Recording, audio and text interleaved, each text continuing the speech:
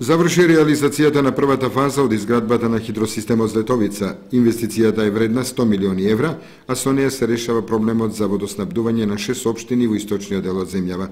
Браната е висока 75 метри, во основа широка е 300 метри и со должина на акумулацијата од 4 километри, со максимална можност да акумулира 23,5 милиони метри кубни вода. 70 милиони евра се обезбедени преку кредит од Јапонската агенција за меѓународна соработка џајка, а 25 милиони од владата на Република Македонија. Со реализацијата на првата фаза од изградбата на хидросистемот Злетовица, решен е проблемот на 6 општини од источниот дел на државата со вода за пиење, меѓу кои Штип, Свети Николе, Лозово, Карбинци, Кратово и Пробиштип. Со завршувањето на оваа прва фаза исполнети се условите за почеток на реализација на втората фаза, во која е предвидено изградба на систем за наводнување на земјоделските површини во регионот, што значи нова ера во планското земјоделско производство во овој регион на Пробиштипско. Постапката за втората фаза е почната, а по нејзино завршување веднаш ќе се премине на третата фаза, која предвидува производство на електрична енергија, што дополнително ќе го подобри енергетскиот потенцијал на регионот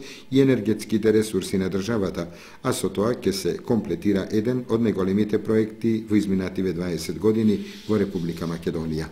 Според министерот за земјоделство, шумарство и водостопанство Љупчо Димовски, од кредитната линија останале неискористени уште 4 милиони евра, од кои дел се искористија за изградба на филтер станица во Пробиштип, за адаптација на филтер станицата во Штип и за изградба на други објекти со цел да се обезбеди навремена и квалитетна испорака на вода до крајните корисници и општините. Министерството за земјоделство, шумарство и водостопанство останува на определбата за изградба нови капитални објекти од областа на водоснабдувањето, се со цел зголемување на наводнителните обработливи површини, што ќе доведе до зголемување на производството на храна, која во годините што доаѓаат ќе има се поголемо значење. Во следната фаза предвидено е изградба на систем за наводнување за околу 4500 хектари. Паралелно со изградбата на хидросистемот Злетовица, течат и активностите околу реализацијата на хидросистемот Оризарска река во Кочани.